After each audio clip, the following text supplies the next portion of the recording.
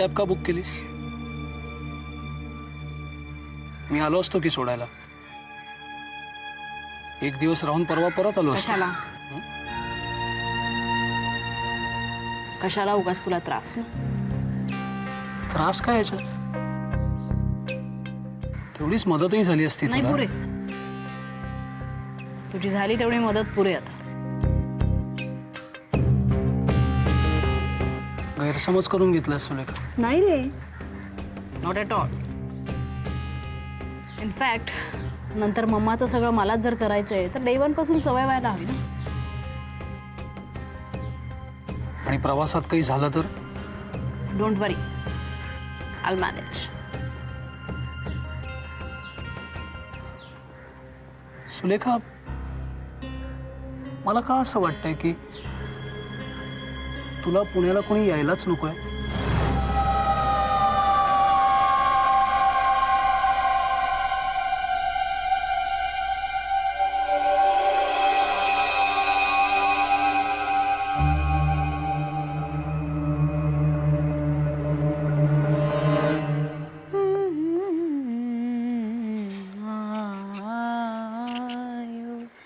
साजन मोरे घर आयो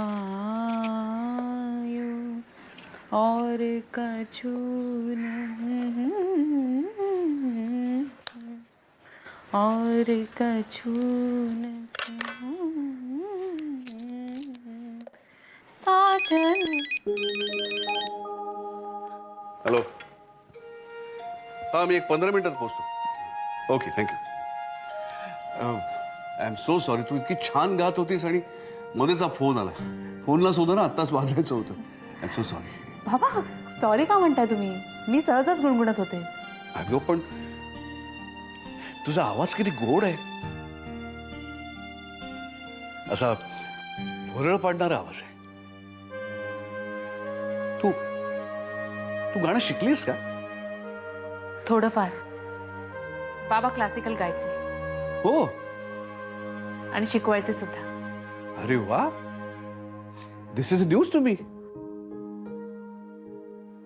अगं मग तू रियाज का नाही करत? रियाज केला तर चालेल? अगं चालेल म्हणजे काय? ते काय नाही. तू आजच्या आज ताबडतोब रियाज सुरू कर. आपण असं करूया, इथे कुठल्या तरी क्लासला नाव घालूया. नाही नाही बाबा, क्लासची गरज नाहीये. पण एक तानपुरा आणला तर चालेल. म्हणजे कसं घरच्या घरीच रियाज करता येईल. अगं विचारायचं नाही, ताबडतोब घेऊन यायचा आणि आजपासून रियाज सुरू करायचा. I am so happy. तुला काय सांगू, म्हणजे मी तसा तानसेन नसलो ना तरी कानसेन आहे बरं का. तुला काय सांगू मी, अगं लहानपणापासून काय गाणी ऐकलीत मी तुला सांगतो.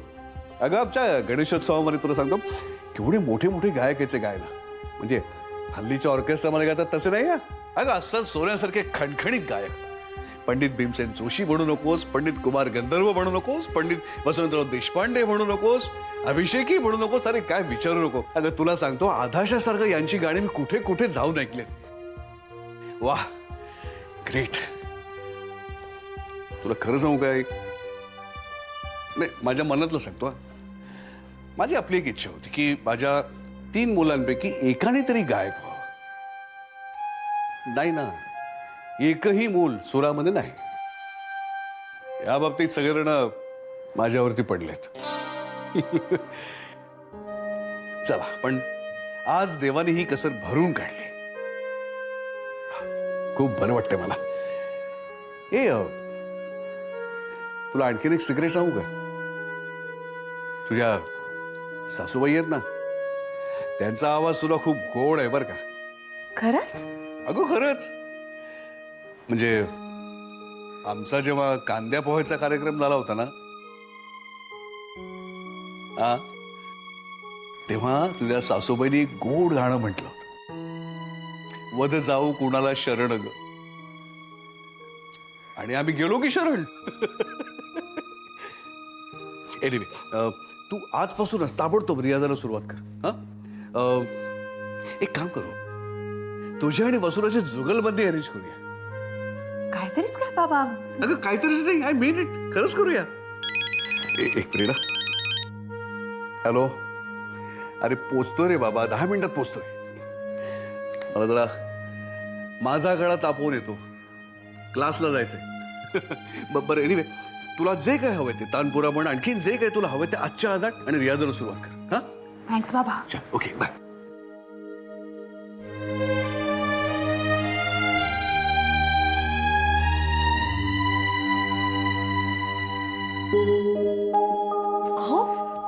अहो जरा ऐकून घ्या. काय हे ताटावरून उठायची काय गरज होती? काय म्हटलं मी असं? माझ्या माहेरी बोलून पाहू काय? तुझ्या माहेरून पैसे आणायचं नाहीत असं मी तुला एकदा सांगितलं ना. मग काय करणार आहात तुम्ही?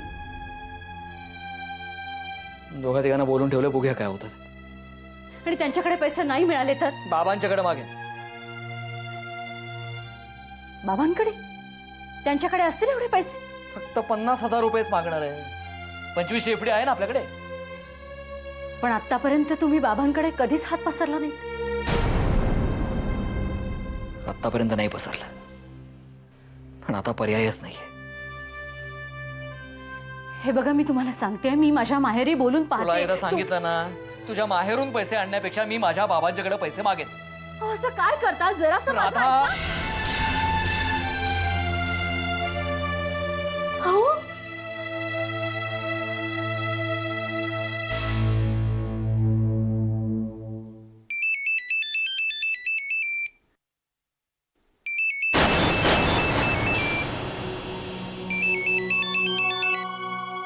हाँ बोल सुलेखा.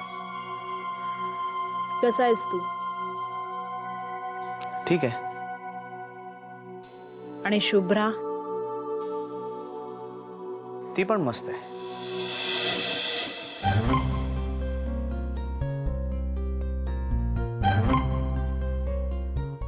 मला नाही विचारणार मी कशी आहे?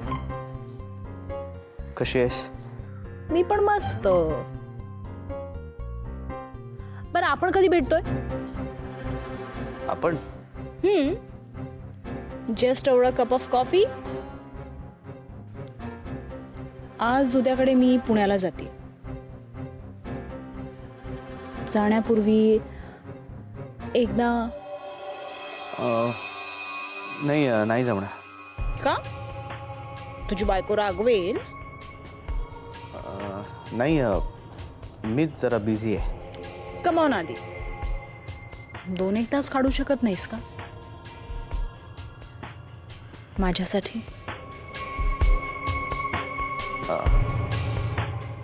जरा कठीण वाटतंय,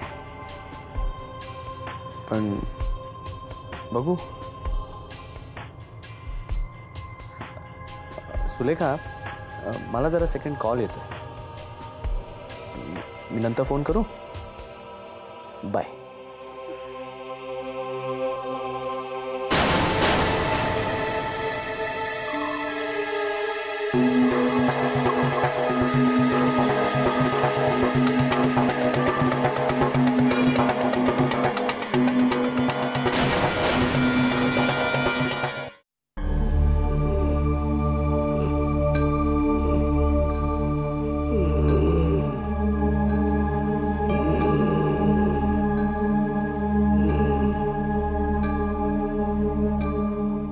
आजोबा, हो सोपान आजोबा, जेवून घेत आहे?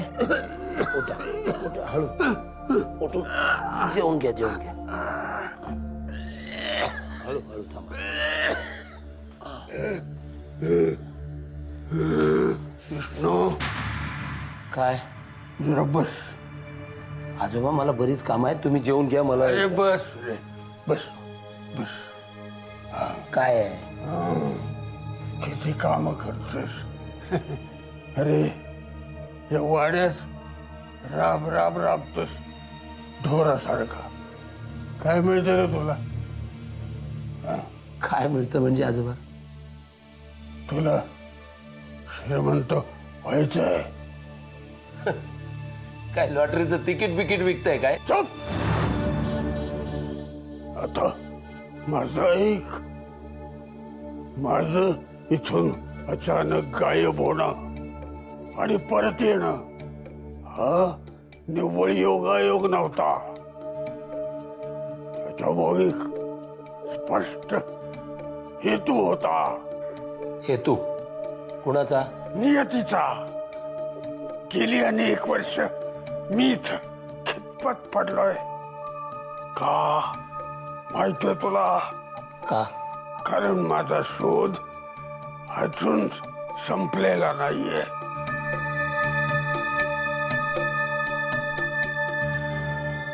कसला विचारलं नाहीस? कसला? या वाड्यात कुठतरी महादेवनं लपवलेला खजिना आहे. तुम्हाला कसं माहित? अरे मूर्ख माणसा, मला नाहीतर कोणाला माहित असणार. इथे जे जे काही घडलं त्या सगळ्याचा साक्षीदार मी आहे. फक्त मी एकटाच. तुझा तो दिनू सुद्धा नाही. हे भालचंद्ररावापासून लपवून महादेवनं सगळा पैसा अडका या वाड्यातच कुठतरी लपवून ठेवलाय. विष्णू, इतकी वर्ष जे देवानं मला जगवलंय ते त्याचसाठी. मला तो खजिना हवाय, पण मला आता एका साथीदाराची गरज आहे. माझ्याच्यानं एकट्यानं नाही होणार. तू माझी मदत कर. रातोरात श्रीमंत करेन मी तुला. तो खजिना मिळाला ना तरी तो शास्त्री कुटुंबाचा, म्हणजे माझ्या मालकांच्याच मालकीचा असणार आहे. कपात मूर्खा. जो शोधेल त्याचाच खजिना. काय मिळते रे तुला त्या दिनूची चाकरी करून? तुझ्यासारखा राबतोस या वाड्यात. अरे मी सुद्धा असाच राबत होतो, पण या लोकांना कदर नसते. अरे या दिनूच्या बापानं रघुनाथनं खूप खूप त्रास दिला मला. या जगात कोणी कोणाचं नसतं. अरे पैशासाठी सख्खे भाऊ जीव घेतात एकमेकाचा. तू काय मालक मालक करत बसलाय? ओ सोपान आजोबा, तुम्ही काय बोलताय? तुम्हाला कळतं का? अहो मालकांना काही फायदा नसताना तुमचा तुम्हाला इथे आश्रय दिला, त्याचे चांगले पांग फेडताय तुम्ही. तुमचं वय काय बघा जरा, वय बघा. तो मिळाला खजिना तरी त्याचं काय करणार हो तुम्ही? अर्धी लाकडं गेली मसनात तुम्ही. माझ्या बोलायचं नाही सांगून ठेवतो. ओ सोडा सोडा. आणि पुन्हा जर का हा विषय काढलात ना तर मालकानं विचारायच्या आधी मी हाकलून काढीन तुम्हाला. विष्णू, विष्णू.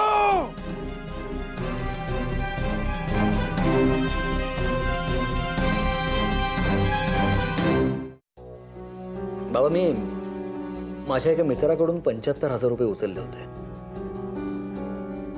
म्हणजे माझं वाशीला एक डील फायनल होणार होतं, पण मध्येच काहीतरी घोटाळा झाला आणि ते डील फिसकटलं.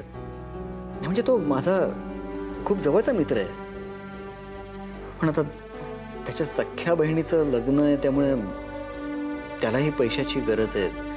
त्यामुळे तुला 75,000 रुपये हवेत. नाही, फक्त 50. 25 आहेत माझ्याजवळ. कधीपर्यंत हवेत? खरं तर कालच हवे होते बाबा. तुम्ही आज जर मला पैसे दिलेत ना तर एका महिन्याभरात मी तुम्हाला पैसे परत देईन. नेरूळचं एक डील माझं फायनल होणार आहे, मी ते लगेच तुम्हाला. चंदू, इनफ ना. खूप झालं. तुझे हे आतबटेचे व्यवहार आता पुरे झालेले. माझं ऐक, अजूनही ऐक. वेळ गेली नाहीये. तू ग्रॅज्युएट हो, मग तुला आपण हवं तर मला पैसे हवेत बाबा, सल्ला नकोय. तसं असेल तर मी तुला मदत करू शकत नाही.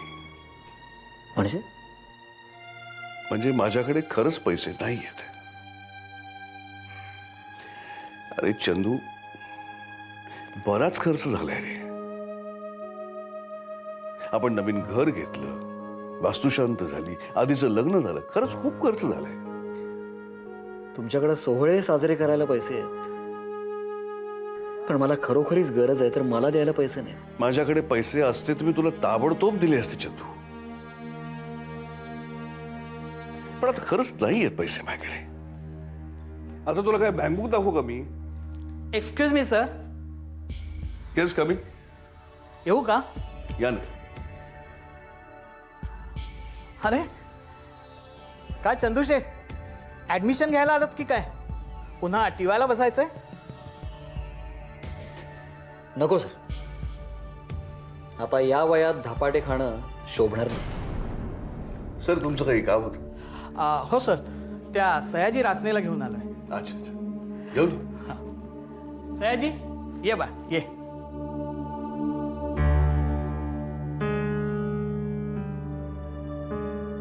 सर, हा सयाजी रासने. तुम्ही म्हणाला होतात ना एकदा यांना. हो. सयाजी, कुठे राहतोस तू? गिरगाव, झावबावाडी. अच्छा, करस्पॉन्डन्स करतोयस? Yes sir. सयाजी, तुझी बरीच फी बाकी आहे. पहिल्या टर्मची सुद्धा तू अर्धीच फी भरलीस.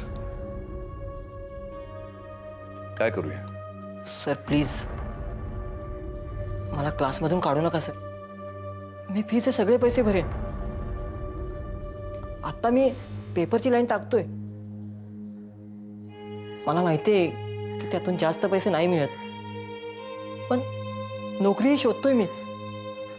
जसजसे पैसे मिळतील तसतसे फी भरून टाकीन मी. पण सर प्लीज मला क्लासमध्ये राहू द्या. मला माझं शिक्षण पूर्ण करायचं आहे. मी फीचे सगळे पैसे भरेन सर. हवं तर मी स्टॅम्प पेपरवर लिहून देतो. तुम्ही सांगाल तिथं सही करायला तयार आहे.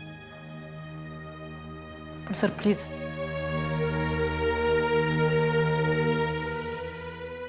मला क्लासमध्ये राहू द्या प्लीज. सयाजी, तुला कुठेही काहीही लिहून द्यायची गरज नाही.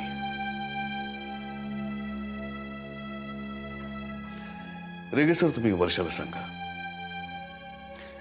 सयाजीची या वर्षीची सगळी फी माफ केली आहे म्हणून.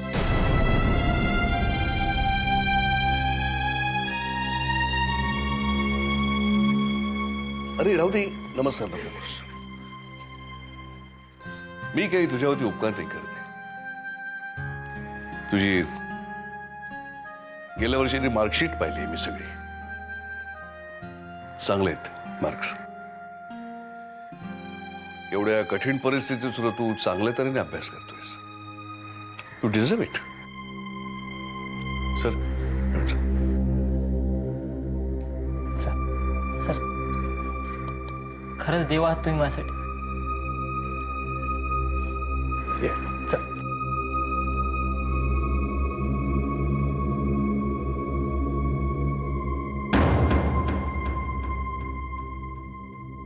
निघालास? हो, इतरांशी देवासारखे वागता. माझ्याशी बापासारखे वागला असतात तरी चाललं असतं.